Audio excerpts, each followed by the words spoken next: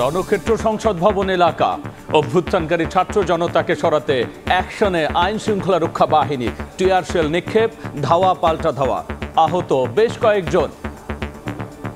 ভিতরে আমাদেরকে লাঠিচার্জ করছে, টিয়ার শেল মারছে, লাঠিচার্জ করছে, পিঠ ফাটাই ফেলছে। গণ অভ্যুত্থান যাদের মাধ্যমে সৃষ্টি হয়েছে তাদের সাথে আজকে বৈষম্য সৃষ্টি হচ্ছে।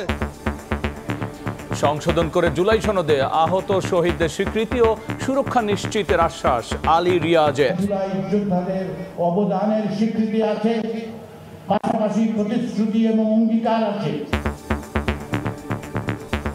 স্বাক্ষর অনুষ্ঠানে যাচ্ছে না এনসিপি। কিছু দলের বিরুদ্ধে জনগণের সঙ্গে প্রতারণার অভিযোগ।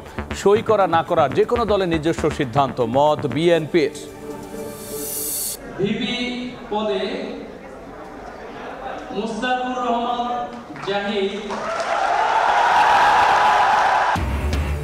চাকসুর পর রাকসুতেও ছাত্র শিবিরের একক আধিপত্য, 23 পদের 20টিতেই জয়।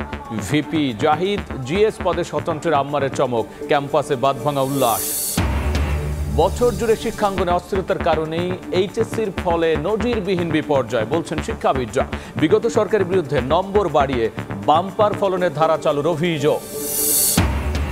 ধসে পড়েছে 5 থেকে 8 তলার ছাদ, 17 ঘন্টার আগুনে পুরোপুরি ভস্মীভূত ভবন। চট্টগ্রাম ইপিজেডের কারখানায় এখনো অভিযানে ফায়ার সার্ভিস, 2 তদন্ত কমিটি।